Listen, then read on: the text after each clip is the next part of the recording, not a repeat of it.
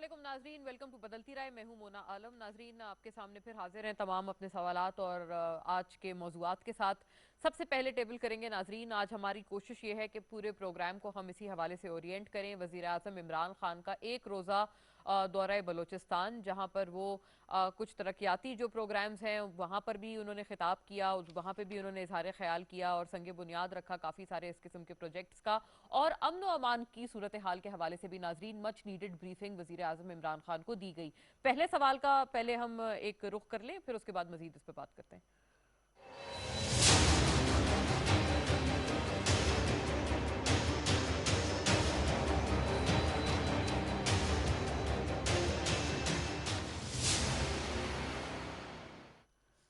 जी नाजरीन, आज सबसे पहले इसी हवाले से टेबल कर लेते हैं। अमन व अमान की सूरत हाल के हवाले से जो एक मैटर है या मामला है, वज़ीर आज़म इमरान खान को इस दौरा बलोचिस्तान के दौरान सिक्योरिटी सिचुएशन पर भी ब्रीफिंग दी गई है गवर्नमेंट ऑफ बलोचिस्तान की तरफ से। और बताया गया है कि जो रिसेंट एक अनफॉर्चुनेट किस्म की स्ट्रिंग ऑफ इवेंट्स है या इंसिडेंट्स है, उनके पीछे क्या मुहरकात हैं और किस किस्म के एलिमेंट्स शामिल हैं।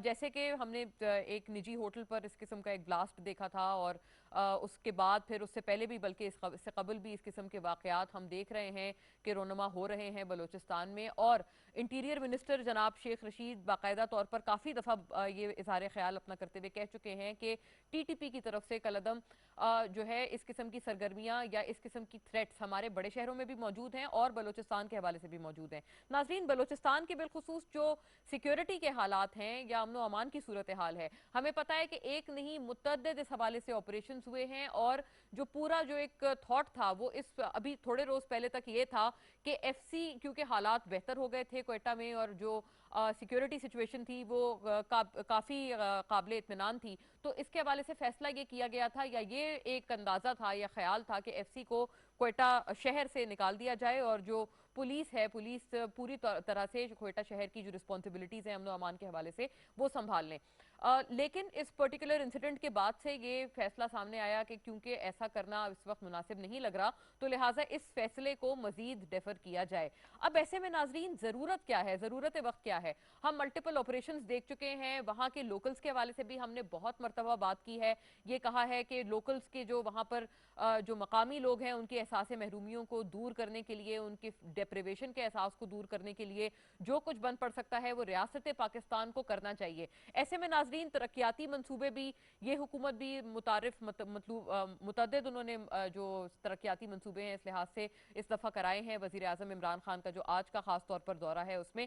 और इससे पहले भी जितनी भी हुकूमतें रही हैं, यही कोशिश है कि बलूचिस्तान के हवाले से जो डेवलपमेंट है या तरक्की की जो एक शरह है, जिस हवाले से Balochistan for known and unknown reasons Balochistan उस तरह से पेसअप नहीं कर पाया है दीगर पाकिस्तान के साथ या दीगर सूबों के साथ, बावजूद इसके कि बेपनाह वसाइल बलूचिस्तान में हैं और सबसे ज़्यादा हैं अगर सूबों के हवाले से, तमाम सूबों के इक्वेशन में इस हवाले से बात की जाए। तो फिर क्या वजह है जिसकी वजह से ये पसमानदगी या ये एहसास महरूमी अभी भी एज वी स्पीक मौजूद है?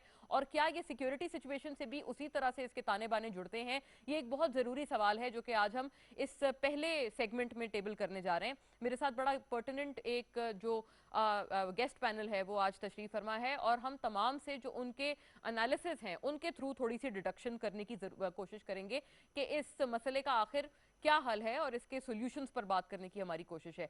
नाजरीन, लेफ्टिनेंट जनरल नईम खालिद लोधी साहब हमें ज्वाइन कर रहे हैं बजरिया स्काइप। आप दफाई तजियाकार हैं और इन तमाम उमूर पर हमारी रहनुमाई करेंगे। वेलकम ऑन बोर्ड जनरल साहब। नाजरीन, थैंक शौकत यू जी। पराचा साहब हमारे साथ मौजूद हैं। आप भी बजरिया स्काइप हमारे साथ मौजूद हैं, जर्नलिस्ट हैं, एंकर पर्सन हैं। Welcome on board Shaukat Paracha साहब। पीजे मीर साहब नाजरीन हमारे थैंक यू। साथ हैं, ऑनलाइन हैं और सीनियर जर्नलिस्ट, हमें इन तमाम उमूर पे बताएंगे अपने अपने व्यूज़ और अपने आरा। वेलकम ऑन बोर्ड पीजे। और रहीमुल्लाह यूसुफ ज़ई साहब नाजरीन किसी तारुफ के मोहताज नहीं, सीनियर जर्नलिस्ट एनालिस्ट हमारे साथ मौजूद हैं, वो भी ऑनलाइन हमें प्रोग्राम में ज्वाइन कर रहे हैं। वेलकम ऑन बोर्ड रहीमुल्लाह साहब, आपकी तरफ मैं आती हूँ शॉर्टली, लेकिन आप फरमाइएगा पहले जनरल साहब अगर आपसे बात का आगाज़ कर लें, क्योंकि सिक्योरिटी पैराडाइम और इस जी। कॉन्टेक्स्ट में हम पहला जो सवाल है वो अपना टेबल कर रहे हैं। तो ये बताइएगा security paradigm sir, Balochistan specific जब हम बात करते हैं, यहाँ बहुत सारे इफ्स एंड बट्स हैं। इस वक्त जो एक रीसेंट स्ट्रिंग ऑफ इवेंट्स है, खासतौर पर जो सेरिना होटल में हमला हमने देखा अभी रिसेंट डेज में, बड़े बदकिस्मत बहुत अनफॉर्चुनेट वाकया, लेकिन क्या करना होगा इन तमाम के तदारुक के लिए? और अभी इस दफा के ये जो स्ट्रिंग ऑफ इवेंट्स हैं, इनके अंदर जो एलिमेंट सामने आ रहे हैं, उस हवाले से क्या हिकमत अमली अब बहुत आप समझते हैं कि जरूरी हो गई है इस वक्त? जी, बहुत शुक्रिया। पहले तो आपने अपने इंट्रोडक्शन में जो वजूहात हैं उनका तकरीबन आपने अहाता कर लिया है कि अगर एक ऐसा सूबा जो सबसे बड़ा है, इसकी सरहदें अफगानिस्तान से मिलती हैं, ईरान से मिलती हैं, हम्म। सी पैक की बंदरगाह जो है ग्वादर वो उसमें मौजूद है, सी पैक का रास्ता वहां से गुजरना है। और आपने खुद जैसे कहा टीटीपी जिसको पीछे से रॉ सपोर्ट करती है, एनडीएस भी सपोर्ट करती है, और भी हो सकता है इंटेलिजेंस एजेंसी सपोर्ट कर रही हो। तो ये मामला काफी बड़ा है क्योंकि ये इतने वसाइल वाला हमारा सूबा है अल्लाह ताला के फजल करम से कि किसी को ये भाता नहीं है कि हम इससे फायदा उठाएं। और उसके लिए फिर ये शाखसाने हैं, कुछ लोगों को मुतनफर किया हुआ है, कुछ जैसे भी किया हुआ है। जो हमने ऑपरेशंस किए हैं वो आप याद रखिए कि वो ऐसे हैं जैसे कोई एक फ्रियत हो, दरख्त हो, वो उसका जो फल है उसको झाड़ा गया है, हम्म। बेरी के बेल झाड़े गए हैं। जो वो दरख्त है, जो उसकी जड़ें हैं, वो अपनी जगह कायम है। और वो आई जड़ें सी। क्या है? वो जड़ें हैं हिंदुस्तान का रवैया अफगानिस्तान के थ्रू। जब तक अफगानिस्तान सेटल नहीं होता वो ये काम करता रहेगा। कुछ और बड़े मुल्क भी हैं जिनका मैं नाम लेना पसंद नहीं करूंगा, लेकिन वो हिंदुस्तान के हलीफ हैं, उसकी हमायत करते हैं। उनको भी ये चीज अच्छी नहीं लगी कि यहाँ पर सी पैक की बंदरगाह और सी पैक यहाँ से गुजरे और चाइना और पाकिस्तान के दरमियान ये मामला बढ़े। तो मेरी बहन बात यह है कि जो मुकाबला है सिक्योरिटी फोर्सेस का, सिक्योरिटी इंटेलिजेंस का, वो बड़े बड़े इंटेलिजेंस के इदारे जो हैं दुनिया के, 4 इदारे हैं कम से कम, उनके साथ है। और उसके अलावा जो वसाइल हैं उन बड़े मुल्कों के, उनके साथ है। तो ये इतने कोई आराम से करने वाली बात नहीं है या आराम से हो जाने वाला काम नहीं है। इसके लिए हमें वो वजूहात भी दूर करनी पड़ेंगी जिसमें जिसमें जियो पॉलिटिक्स इन्वॉल्व है। साफ ज़ाहिर है आपने फैसला करना है कि आपने फिर किस साइड पर जाना है, मशरक की तरफ जाना है या मगरब की तरफ रहना है, या दोनों में बैलेंस क्रिएट करने की कोशिश में आप दोनों को गंवा देंगे या किसी एक को या दोनों को पालेंगे। ये सारी चीजें इसमें शामिल है। बाकी ये कि ये काम तो करना ही पड़ेगा जो काउंटर टेररिज्म वाला अच्छा है, जनरल जो साहब, अभी आपने एफसी जैसे ने बात करना की, है, जो आपने फौज ने कहा कि करना है। ये एक बहुत पेचीदा मामला है और इतना आसान इसका जवाब नहीं है। ये फरमाइएगा, जी अगर मुख्तसरन मैं आपसे इसी गो में जान सकूं, फिर मैं दीगर का रुख करती हूं ताकि इनिशियल रिमार्क्स हमारे पास तमाम के आ जाएं। मुख्तसरन फरमाइएगा सर कि ये मामला अगर इतना पेचीदा है, लेकिन इतने ऑपरेशंस भी हुए हैं, क्या इतना पेचीदा मामला भी अगर ना आप समझते हैं सुलझ पाया इनके बावजूद, तो क्या चीज है जो अभी तक अनडन है? जी, सबसे पहली बात तो ये है कि जो पहली सबसे बड़ी चीज अनडन है वो तो हमारे ताल्लुकात जो हिंदुस्तान के साथ है वो अनडन है। ठीक है। और दूसरी ठीक है, बात राइट। ये है कि जो अफगानिस्तान में पीस होने जा रहा है, जब तक वो मुकम्मल नहीं होता वो अनडन है। सही, राइट, ठीक है। ये बड़ा ब्रीफ एंड क्रिस्प बताया है। रहीमुल्लाह साहब, टू यू सर। बलोचिस्तान हर दफा पाकिस्तान के दुश्मनों के लिए एक, उनके दानिस्त में एक आसान हदफ इसको गालिबन ये कि समझा जाता है, और इसी वजह से ये कि ख्वाह फिरका वाराना किस्म के तसाद हों या फिर किसी किस्म के भी कॉन्फ्लिक्ट्स हों, वो यहीं पर एक जगह एक तरह से ओरिजिनेट भी करते हैं और फिर उसको मजीद मुल्क में भी जो एंटी स्टेट एलिमेंट्स हैं उनकी कोशिश होती है कि आगे बढ़ाया जाए। Why sir, why again and again? पहली बात तो ये है कि बलूचिस्तान में फॉल्ट लाइन काफ़ी है, हम्म। यानी एक मसला नहीं है। और आपने खुद भी कहा कि देखें, एक तो वहाँ पे मुख्तलिफ किस्म की दहशत गर्द तंजीमें हैं। तकरीबन 6 तो बलोच अलहदगी पसंद हैं और उनमें से 4 जो हैं वो इकट्ठी हो गई हैं, उन्होंने एक इत्तेहाद बना लिया है। और इस तरह उनके जो एसेट्स हैं, जो उनके रिसोर्सेज हैं, उसमें इजाफा हुआ है। बलूचिस्तान से बाहर भी उन्होंने हमले शुरू कर दिए हैं, ख़ासतौर से कराची में। तो एक तो वो बलोच अलहदगी पसंद है जिनमें से अक्सर को अफगानिस्तान में पनाह मिली है, और उनके जो मराकज़ हैं पाकिस्तानी बॉर्डर के बहुत करीब है। कंदहार में भी है और हेलमंद में भी है। और ज़ाहिर है ये अफगान हुकूमत की सपोर्ट के बगैर मुमकिन नहीं है। और फिर अफगानिस्तान में इंडिया के लिए बिल्कुल ये पॉसिबल है, और वो कर रहे हैं कि वो इन लोगों से रब्ता करें और इनको इस्तेमाल भी करें। फिर एक और जो मसला पैदा हुआ वो चाबहार का है, जो इंडिया उसको डेवलप कर रहा है, ईरान की सी पोर्ट को। और कुलभूषण यादव भी चाबहार में मौजूद था और वहाँ से वो कार्रवाइयाँ करता था, उसको पकड़ा गया बलूचिस्तान में। तो ये 2 हमारे महाज हैं, और ये बलोच अलहदगी पसंद भी इस्तेमाल कर रहे हैं, इंडिया भी इस्तेमाल कर रहा है। फिर इसके अलावा वहाँ पे ये फिरका वारियत का मसला है। और आपने देखा कि जो शिया मुखालिफ तंजीमें हैं, लश्कर जंग हुई और इस तरह, जी जी। तो उन्होंने काफ़ी हमले किए, ख़ासतौर पे जो हज़ारा कम्युनिटी है उनके ऊपर। टीटीपी की मौजूदगी बलूचिस्तान में कम है। और अच्छा। मुझे ज़रा हैरानी भी हुई कि उन्होंने ये दावा किया कि ये सरीना होटल का हमला जी जी। उन्होंने किया है। यस। इनकी ज़्यादा मौजूदगी जो है वो खैबर पख्तूनख्वा में है और जो साबका कबायली इलाका है, क्योंकि ये बॉर्डर के करीब ही जो अफगानिस्तान के सूबे हैं, नंगरहार है या कुनड़ है या फिर नूरिस्तान है, हत्ता कि उस तरफ भी जो बाकी सूबे हैं, पक्तिया, पक्तिका, खोस्त, वहाँ पे ये पाकिस्तानी मिलिटेंट्स मौजूद है। तो वहाँ पे उनके आना जाना भी आसान है, हमले भी करते हैं। बलूचिस्तान में उन्होंने पहले भी कुछ हमलों की जिम्मेदारी कबूल की है, लेकिन बहुत कम। मेरा ये ख्याल था कि शायद ये किसी बलोच लड़की पसंद तंजीम में या जो उनका इतिहाद है उन्होंने किया है, लेकिन ज़ाहिर है उन्होंने दावा नहीं किया, दावा टीटीपी ने किया है। तो ये देखना पड़ेगा। लेकिन ये चूँकि खुदकुश हमला था, खुदकुश हमला और बलोचों के पास भी हैं और ये टीटीपी के पास भी हैं, तो दोनों इस तरह के हमले कर सकते हैं। तो वहाँ पे एहसास महरूमी का मसला तो बहुत पुराना है और 5 बार वहाँ पे फौज को ऐसी को कार्रवाई करनी पड़ी। और अभी भी आप देखें कि काफ़ी वहाँ पे हमारे बलोच जो नौजवान हैं, तालीम याफ्ता लोग हैं, वो नाराज़ हैं, उन्होंने बंदूक उठाई हुई है, बिल्कुल वो लड़ बिल्कुल। रहे हैं। उनके जो रहनुमा हैं, कमांडर हैं, वो अफगानिस्तान में हैं, वो यूरोप में हैं, वो हत्ता के दुबई में भी हैं। तो ये भी एक बड़ा मसला है कि कैसे इनको वहाँ पनाह मिल गई और कैसे पाकिस्तान की सफारती कोशिशें नाकाम हुई कि इनको सियासी पनाह न मिले और उनको वहाँ से निकाला जाए।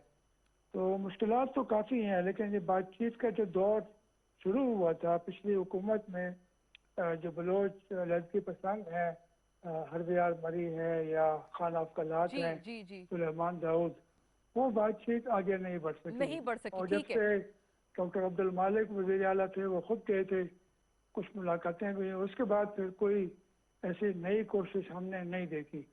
तो मेरे ख्याल में बातचीत की भी कोशिश करनी चाहिए और अपनी सिक्योरिटी को भी महफूज बनाना चाहिए।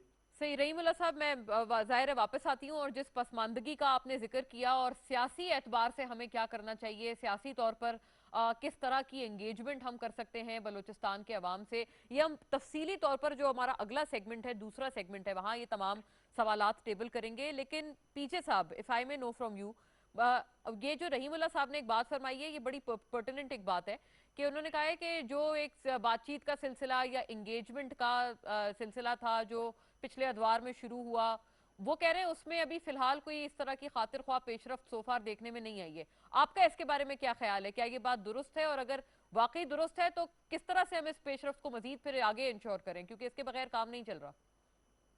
देखिए मोना, आपको पता है कि मिसपरसेप्शन हमारी लीडरशिप ने पर्टिकुलरली बलूचिस्तान में किस तरह बनाई हुई है। वो उन्होंने इस तरह समझा है कि आपका रेस्ट ऑफ द प्रोविंसेस जो हैं वो दुश्मन है बलूचिस्तान के। हाँ जी, हमारा हिस्सा नहीं हुआ, सुई गैस का मसला आ गया, दूसरा आपको ये पेट्रोलियम का मसला आ गया। द क्वेश्चन इज, हमें सबसे पहले इसको नेगेट इस तरह करना है कि देखें, आप किसी टेररिस्ट के साथ नेगोशिएट नहीं करते। याद रखें, अ स्टेट नेवर नेगोशिएट्स, वो उसको फाइट करता है क्योंकि उसका नजरिया दूसरा है, वो मिलिटेंट है, वो एग्रेसर है, वो डिस्ट्रक्टिव एक नेचर रखता है। आपने सरीना पे देखा, आपने अभी जिस तरह रहीमुल्लाह साहब बात कर रहे हैं, आपने कराची में देखा, आपने पेशावर में देखा, लाहौर में देखा, ये कौन है लोग? They are destructive people. How can you negotiate with destructive people? उनके खिलाफ एक ही, या तो कोई उठ के आए और कोई सैनिटी की बात करे, भाई आप क्या चाहते क्या है? क्या आप पाकिस्तान को टेक ओवर करना चाहते हैं? क्या आप नहीं, आप एक सेपरेटिस्ट मूवमेंट है? कौन है आप? Who are you and who's fueling you?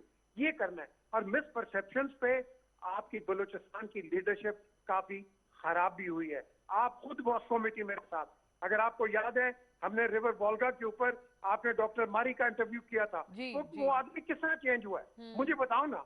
वो तो डेड पाकिस्तान के खिलाफ था। आपने इंटरव्यू किया, मैंने किया, हमने इनसे बात की। आपने देखा कि एक परसेप्शन चेंज हुआ। उसको पता था कि लोग गुमराह उनको कर रहे हैं और ऐसी लीडरशिप को बलोची के पता नहीं उनको कैसे सब्जबाग दिखाए। आज वो हमारे साथ है, आज बलोचिस्तान के आइकॉन बने हुए हैं, बलोचिस्तान की सोलिडिफिकेशन के एक आइकॉन है। तो मैं समझता हूँ एक तो आपने लोगों को भी एजुकेट करना है, एक तो लोगों को आपने पढ़ाना है, सिखाना है। आप उधर एजुकेशन दें। मेरी कल यूसुफ गवर्नर बलूचिस्तान, यार इनके पास तो पैसे कोई नहीं है। वो बेचारा मुझे कह रहा है यार पैसे कोई नहीं है, मैं क्या करूं? The question is you have to pump more money into Balochistan on the security forces. आप कॉर्पोरेट बिजनेस वहां लगाएं, जो कि आप इतना नहीं लगा रहे। तो देखो ना, अच्छा जब तक पीजे, आपको पता है कि इसके कंट्रास्ट में जो दूसरी साइड आती है वो तो कहती ही यही है कि हमारे ऊपर कोई रिसोर्सेज या हमारे ऊपर कोई एक्सपेंडिचर नहीं हो रहा, जो वसाइल आते हैं ख्वाह कोई भी हो तो वो अपने पास महदूद रख के बैठ जाते हैं, अवाम पे लगाए नहीं जाते। वो तो अवाम मुसलसल यही शिकायत कर रहे हैं वहां पे। बिल्कुल आपने सही कहा मोना, तो आपने 100%। मैं तो कल की बात कर रहा हूँ, कल दोपहर की मेरी इनसे बात हुई तो किसी मसले के ऊपर, तो वो कहते हैं यार गवर्नमेंट के पास तो पैसा कोई नहीं है and they are not doing any work. तो आई थिंक हमें क्या चाहिए, एक तो मैं आपके प्रोग्राम से ये जरूर सजेस्ट करूंगा, हमारे वजीर आजम आज हो कल हो जो भी हो, इनको चाहिए कुछ अपनी जो गवर्नमेंट है इसको, सेंट्रल गवर्नमेंट को कोयटा में जाके बिठाएं, कराची में जाके बिठाएं, पेशावर में जाके बिठाएं। सेंट्रल तो बैठती है।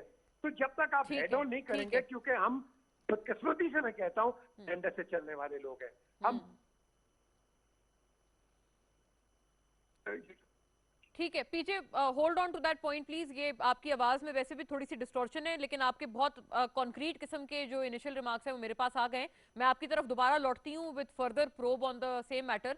शौकत पराचा साहब, तब तक आप ये जरूर हमें बताएं, अभी जैसे पीजे साहब बता रहे थे मॉस्को में जब हम गए थे और ये ऑन्टोराज था, तो उसमें माई सेल्फ, पीजे साहब, हम दोनों ने जुम्मा खान मर्री, हम दोनों के रिस्पेक्टिव प्रोग्राम्स के लिए हमने उनका इंटरव्यू किया था, और उसमें उन्होंने बड़े जैसे कहते हैं ना दिलचस्प किस्म के इंकिशाफात किए थे कि किस किस्म से उनको फंडिंग मौसूल होती है अफगानिस्तान से, इंडिया से, और कैसे वो थ्रू हुंडी एंड हवाला इस किस्म के मीन्स के थ्रू उनको फंडिंग दी जाती है।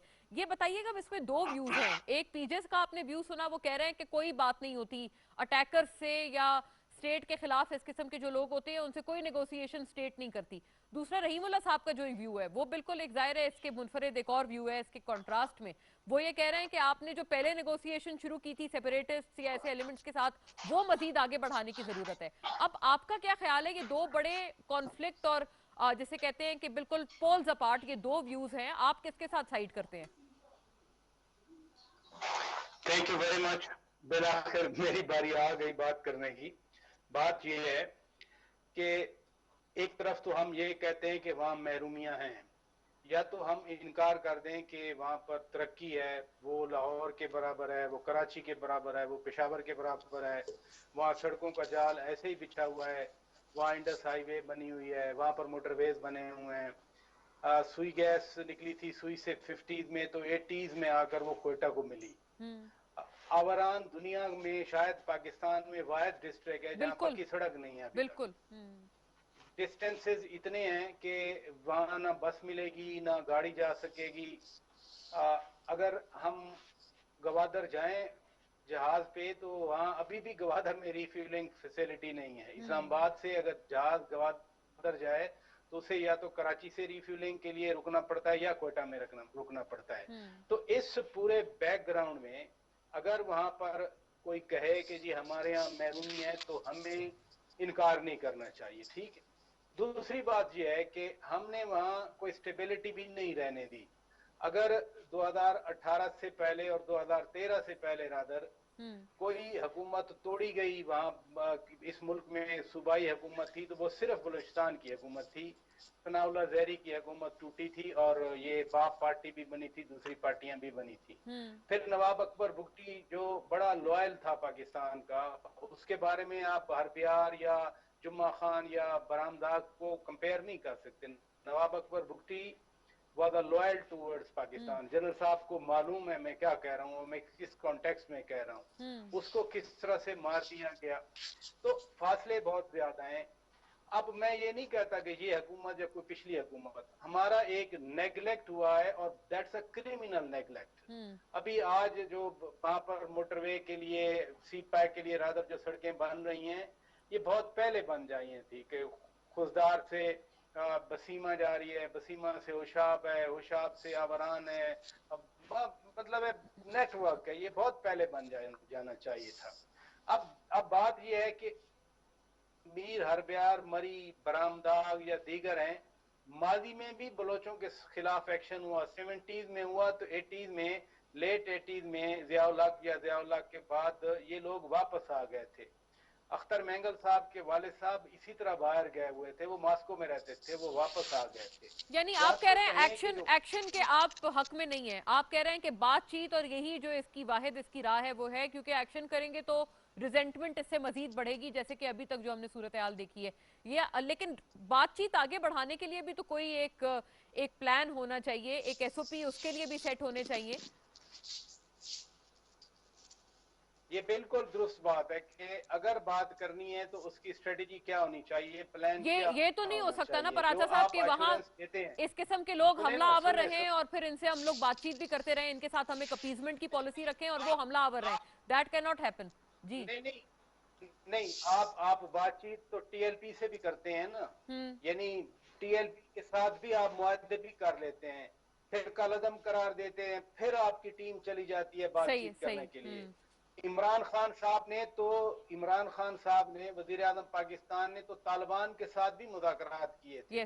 परवेज खटक साहब चीफ मिनिस्टर थे, उन्होंने तहरीक तालिबान को ऑफर की थी कि आप पेशावर में अपना दफ्तर भी बना लें। देखे ना आप मतलब what's good for the Gander must be good for the goose. ये नहीं हो सकता कि एक सेगमेंट को आप कहें कि आप लेबल लगा कर रख दें और दूसरे सेगमेंट को कहें कि नहीं ये तो किसी हमारे हो सकते हैं क्योंकि हमें बेनिफिट मिलता है, हमें फायदा मिलता है। सही है, सही। पाकिस्तान ये पीपल्स पार्टी के दौर में टॉक शुरू हुई थी, डायलॉग शुरू हुआ था, बहुत सारा काम आगे बढ़ा था, फिर सडनली वो क्यों रुक गया? क्या वादे पूरे किए थे जो वादे किए गए थे? फाइनेंसिस की बात है, बिल्कुल पीजे मीर साहब ने दुरुस्त कहा कि पैसे देने चाहिए, लेकिन सवाल यह है कि पैसे क्यों नहीं दिए जाते? बिल्कुल सही कह रहे हैं कि वहां तरक्की होनी चाहिए, सवाल यह है कि तरक्की क्यों नहीं दी जाती वहां पर?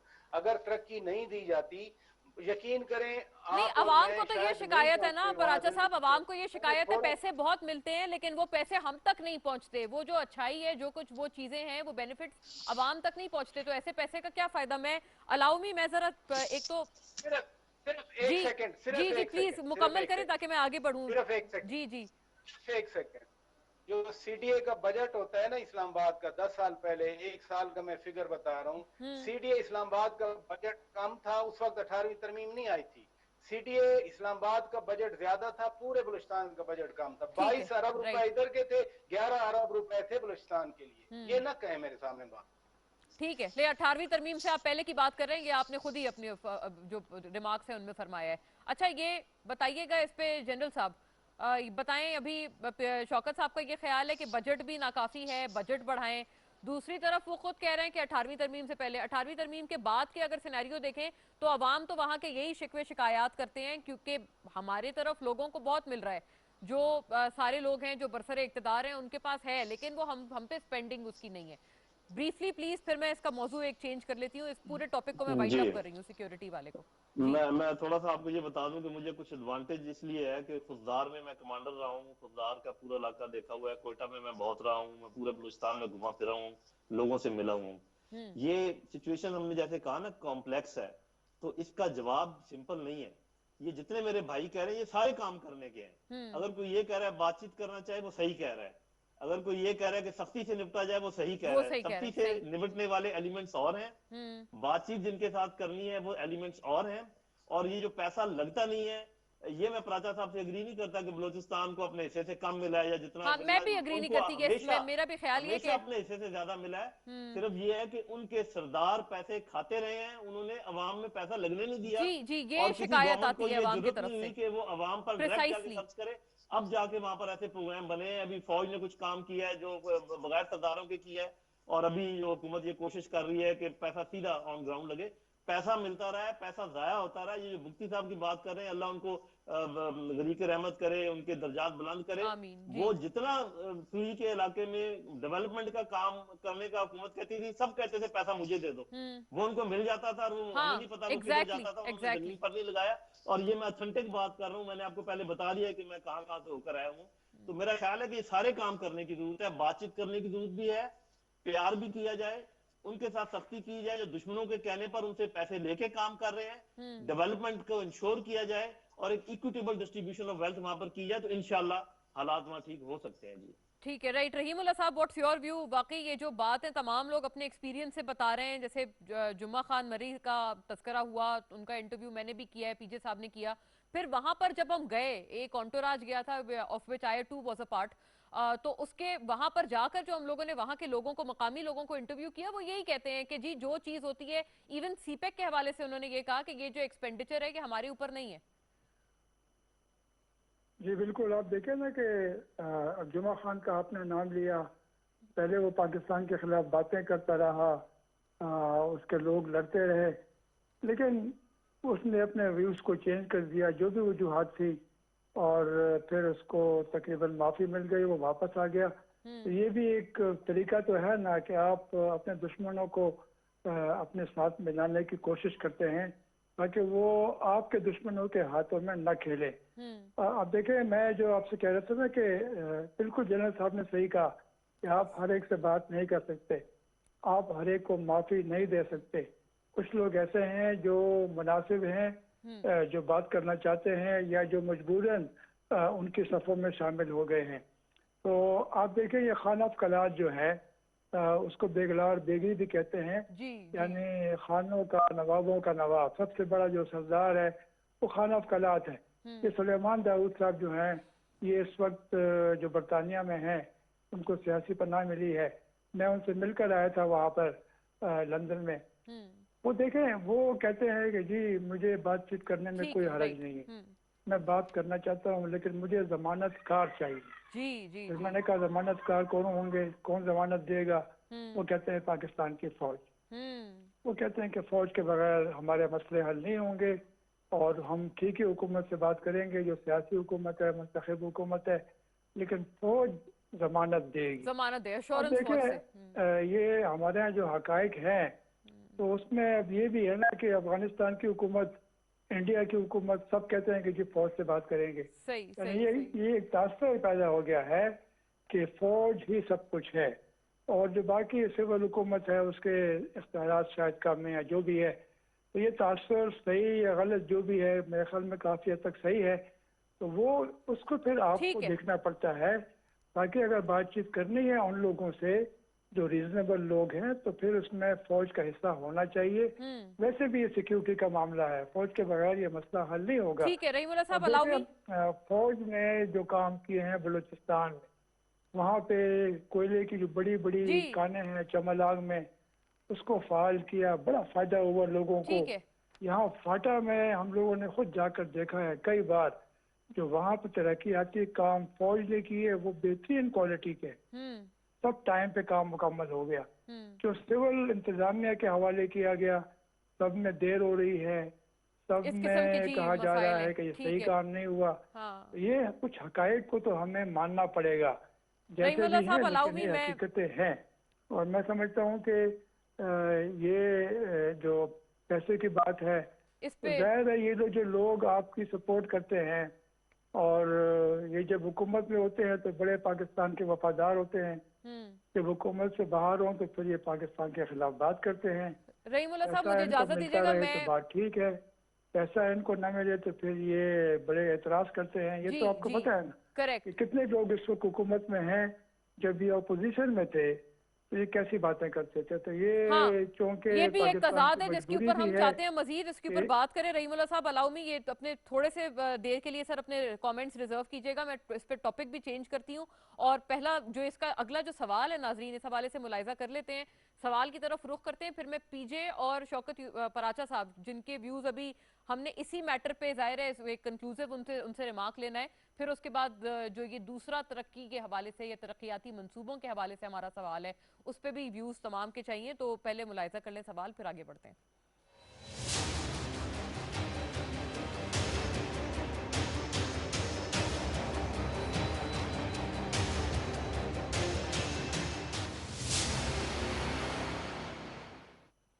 जी नाजरीन, इस एहसास महरूमी के अजाले के लिए जो भी तरक्याती प्लान्स हैं, मंसूबे हैं वगैरह वगैरह, जो गवर्नमेंट में रह के और अपोजिशन में होके जो एक मुख्तलिफ एकदम से व्यूज़ हो जाते हैं, बिलखुसूस बलोचिस्तान के हवाले से हमारी सियासी जमातों के, उनका तस्करा ऑलरेडी रहीमुल्लाह यूसुफजई साहब कर चुके हैं। यहीं से बात अगर मजीद आगे बढ़ाई जाए, एक ड्यूरिंग द फर्स्ट क्वेश्चन ये भी एक व्यू सामने आया कि जी जो पैसे हैं वो बिल्कुल बड़े जो बरसर इक़्तिदार हैं या जो सरदार जो वहाँ के लोग हैं या हुकूमतें हैं उनको तो मिलते हैं, लेकिन उसके बाद नीचे लोगों का गिला होता है कि हम तक नहीं पहुंचे। तो अब इसके तहत भी एक ये कि आज ही हमने देखा कामयाब जवान प्रोग्राम के तहत कुछ चेक डिस्ट्रीब्यूशन भी हुई है जो कि डायरेक्टली जो इंडिविजुअल्स हैं उनको दिए गए हैं जो डिजर्विंग कैंडिडेट्स हैं। तो इस किस्म की चीज़ें क्या कोई बेहतरी ला पाएंगे? और रोड नेटवर्क इंफ्रास्ट्रक्चर अभी भी सीपैक के तहत तो और ज़्यादा इसको हमें फासम करना चाहिए, क्योंकि सीपैक का एक तरह से जो कल्मिनेशन का मकाम है वो बलूचिस्तान है और गवादर है। तो अगर वहाँ से भी ये तमाम चीज़ें इसकी वजह से भी वहाँ रोड्स इंफ्रास्ट्रक्चर या जो सीपैक की ही किटी से हमारी तरफ आ रहा है उसका भी सबसे ज़्यादा जो कंसंट्रेशन है वो बलूचिस्तान, सूबा बलूचिस्तान के लिए होना चाहिए। पीजे आप बताइएगा क्या ख्याल है आपका? बहुत सारे व्यूज़ हमारे पास कलेक्ट हो गए। अब आप मुझे बताएं कि आप किसके साथ आप ज्यादा इत्तेफाक करते हैं, क्योंकि हमने अभी जैसे आपके राइट आफ्टर शौकत पराचा साहब ने बात की, उन्होंने कहा कि नेगोशिएशन से ही बात बनेगी, क्योंकि जब हमने ऑपरेशन किया है या एक्शन लिया है, सख्ती की है, तो उससे सिर्फ हालात खराब ही हुए हैं। और अब ये इस किस्म के प्रोजेक्ट्स को आप क्या देखते हैं कि ये कोई बेहतरी ला पाएंगे?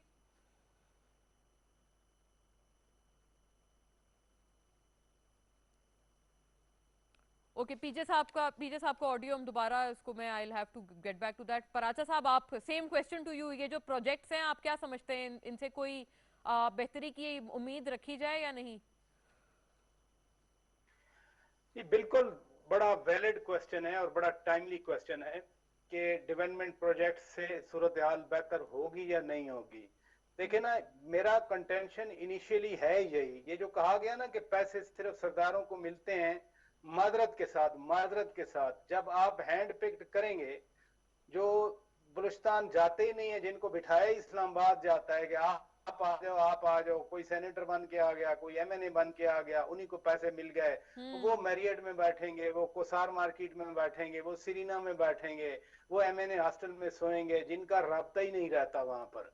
और जो पाकिस्तान में डेवलपमेंट मॉडल रहा है, रहीमुल्लाह यूसुफजई साहब, जनरल साहब दोनों जानते हैं। मसलन पंजाब की बात करूं, जनरल साहब को ज्यादा मैं एड्रेस करूंगा कि जो जागीरदार है, जो फ्यूडल है, जो सरदार है, वो तरक्की नहीं करता, तरक्की रियासत करवाती है।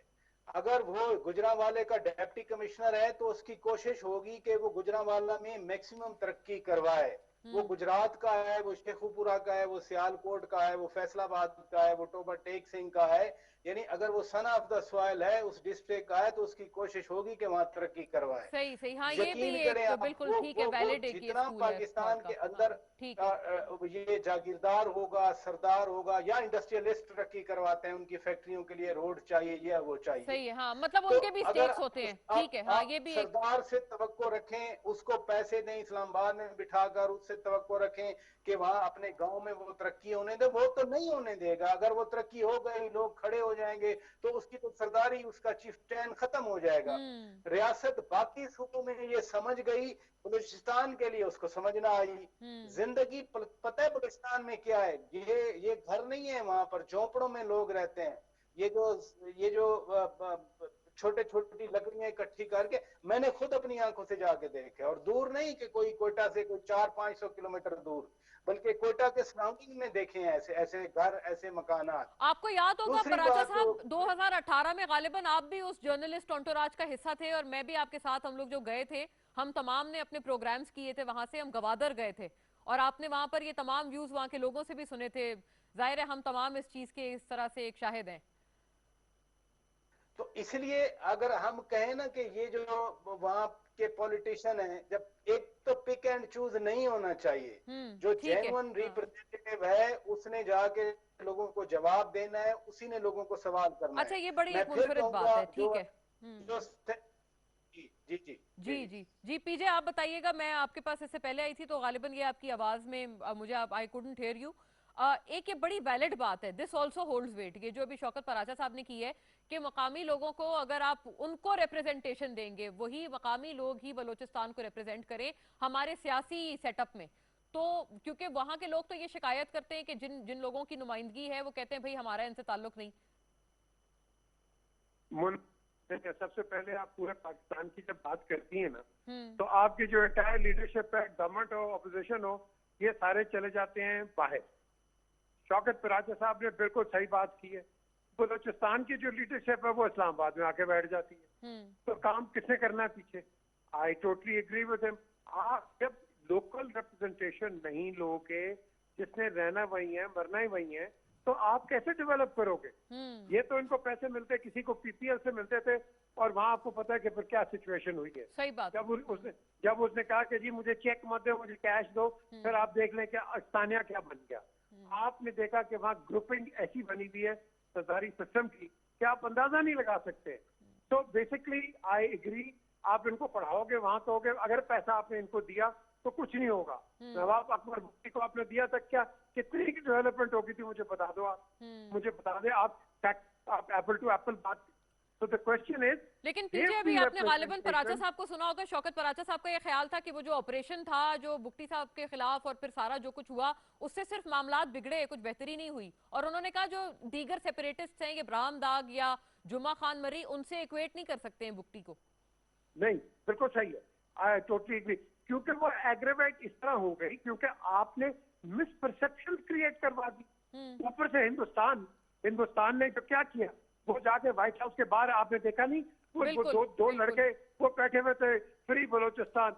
हाँ। अब इस तरह की अगर आप चीजें करना शुरू कर दोगे, एक परसेप्शन करोगे। लंदन के अंदर आपने वो उसको क्या नाम है, ब्रामदाग, वो कार्डिफ में रह रहे, वहां आप देख लो कि क्या हालत हो रही है। हालांकि he wanted to come back, लेकिन उसके बाद आप देखो कि मिसपरसेप्शन। तो हमें सबसे पहले मिसपरसेप्शन दूर करनी है, लोगों में कॉन्फिडेंस दिलाना है। और ये जो एक अभी बात भी हो रही थी पावर्टी एलिविएशन की, आप बलूचिस्तान काम करें पावर्टी एलिविएशन की, बिल्कुल सही है। पराचा साहब जो बात कर रहे हैं, यार वहाँ झुग्गियों में रह रहे हैं, वहाँ शैंटी हाउसिंग में तो डालो। आप हम कर देते हैं रात कश्मीर में फ्लड आ जाता है या वो अर्थक्वेक, तो ये जो प्राइम मिनिस्टर का एक ये जो इनिशिएटिव है या जो उन्होंने वहां पर मंसूबों का ऐलान किया है, आज के रोज वो जो दौरा कर रहे हैं, कोई उससे बेहतरी कोई एक्सपेक्टेड है? PJ last sentence from you please. हम सब उम्मीद से इस पे, हम सब उम्मीद से कि अल्लाह करे, क्योंकि at the end of the day हमें तो लोगों की बेहतरी देखनी है ना। तो ये देखिए ना, बड़े नारे, वो रोटी कपड़ा मकान, ये लोग क्या है, करप्शन खत्म, ये अच्छे नारे हैं, लेकिन क्या हुआ? नहीं हुआ। हमें चाहिए ग्रास रूट लेवल पे जाओ। जब आप कह देते हो ना पैसा एक टॉप आपको दे दिया, वो बड़ी मुश्किल से डाउन इफेक्ट आता है। आप नीचे लोगों को एम्पावर करो, इनको पैसे दो, इनसे रख लो, देखोगे काम होंगे आपके। क्योंकि यहाँ अमोना गरीब आदमी की कोई वक़्त नहीं है, मैं आपको बता रहा हूँ। करेक्ट, सही है, ठीक है। जनरल साहब आप बताइएगा, ये जो डेवलपमेंट के हवाले से या तरक्याती मंसूबे वगैरह, वजीर आजम का क्वेटा दौरा, what needs to be done? अभी वॉर फुटिंग्स पे आप क्या समझते हैं जरूरी है कि प्राइम मिनिस्टर इसी दौरे के दौरान अपने जो है वो मामलात को एड्रेस करें, और ये जो तरक्याती पैकेजेस हैं उनमें क्या चीज उनको अंडर कंसिडरेशन सबसे ज्यादा रखनी चाहिए? जनरल साहब, मेरी आवाज आ रही है जी? जी यस, मेरी आवाज आ रही जी। मैं ये कह रहा था कि जो डेवलपमेंट की डेफिनेशन है वो बहुत इंपॉर्टेंट है। मैं अगेन अपने तजर्बे की बुनियाद पे कहता हूं कि अगर आपने बलूचिस्तान को डेवलप करना है तो ये सिर्फ सड़कें बनाने से नहीं होगा, सड़कें बनाना भी जरूरी है। आप लोगों को तालीम दें, आप लोगों को इंसाफ दें। प्राचा साहब ठीक कह रहे हैं कि आप तसव्वुर नहीं कर सकते कि वहां पर जो लोग ये सरदारी निजाम के नीचे रहते हैं उनके साथ कितनी ज्यादा ज्यादतियां होती हैं और वो उफ तक नहीं कर सकते। तो हमारे तो इस गवर्नमेंट का नाम ही पीटीआई है, तहरीक इंसाफ, और ये काम नहीं हो सकता मेरी बहन, नहीं हो सकता जब तक आप लोकल बॉडीज को इन्वोक ना करें। लोकल बॉडीज को, वो तो इलाका भी बहुत बड़ा है, आपको छोटे छोटे गवर्नेबल वहां पर डिस्ट्रिक्ट जो हैं उनको एम्पावर करना पड़ेगा। पीने का पानी आज भी आप सड़क बना दें करोड़ों रुपए की और 1 लाख रुपए का पीने का पानी वहां पर लोगों के पास है नहीं। आप लोगों को तालीम दें, आप लोगों को इंसाफ दें, आप लोगों को मेडिकल सोल्यूशन सहूलतें दें, आप ठीक है। लोगों को पीने का साफ पानी दें।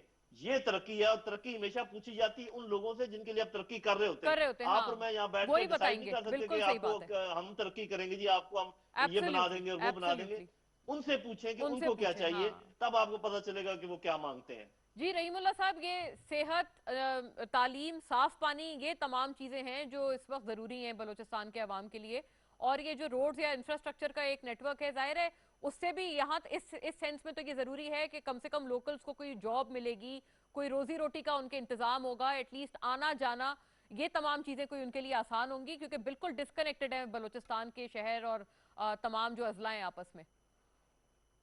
देखिए वहाँ तो जो पीने का पानी का मसला है वो काफ़ी परेशान कौन है, लेकिन उसको भी हल करना है। बलूचिस्तान का रकबा तो बहुत ज़्यादा है, 45% है पाकिस्तान का, लेकिन ये है कि पानी की सदूद करनी है, हत्या कि कोयटा शहर में भी पानी की कमी है, उसको तो हल करना है। और ये फिर सड़कों का जो जाल बिछाया जा रहा है, ये सी पैक से बड़ा फ़ायदा हुआ है। मेरे ख्याल में काफ़ी ऐसे इलाके आपस में मिल गए हैं और मिल रहे हैं जहाँ जहाँ पे सी पैक की सड़कें बनी हैं। तो ये चूँकि गवादर पूरा बलूचिस्तान ये सी पैक का हिस्सा है, तो ये इससे बड़ा फ़ायदा होगा, तरक्की होगी। जो बड़ी शिकायत थी वो ये थी कि यहाँ पे बाहर से लोग आ रहे हैं और बलोच जो है वो अकलियत बन जाएंगे और मकामी लोगों को रोजगार में अपना हिस्सा नहीं मिल रहा। इस तरह की शिकायत काफ़ी होती है। मेरे ख्याल में इसको दूर करना है और वहाँ के लोगों को जो भी काम वो कर सकें जो मुमकिन हो, अगर स्किल्ड है या अनस्किल्ड है तो वो आपको मिलने चाहिए। ये सेहत का जो मामला है, मेरे ख्याल में देखे तरीके साथ में जो काम खैबर पख्तूनख्वा में किया है, यानी पूरे सूबे में इन्होंने ये सेहत इंसाफ कार्ड प्लस शुरू किया है और हर ख़ानदान को 10 लाख रुपए साल में मिलते हैं इलाज के लिए, चाहे वो किसी भी अस्पताल से इलाज करवाएं, सरकारी या गैर सरकारी। तो 400-500 अस्पतालों की फहरिस्त है। और इस सूबे का रहने वाला जो है खैबर पख्तूनख्वा का, वो कराची, लाहौर, इस्लामाबाद में भी जाकर अपना इलाज उसी कार्ड के जरिए करवा सकता है। तो इस तरह का मनसूबा बलूचिस्तान में भी होना चाहिए। हाँ बिल्कुल, ये सेहत कार्ड वगैरह, ये वेरी ट्रू हिस्सा है। और जो बड़ी जमात है बात वो उसकी इत्तेहादी है, तो मेरे ख्याल में अगर ये इन्होंने खैबर पख्तूनख्वा में इतना एक बड़ा इनकलाबी काम कर दिया है, लोगों के दिमाग में नहीं था कि वो निजी अस्पताल से जाकर इलाज करवा और सकेंगे। 100% खानदानों को ये सेहत कार्ड दिए गए हैं केपी में, उनको देगी अगर वो इलाज करवाएंगे। मेरे ख्याल में ये राइट।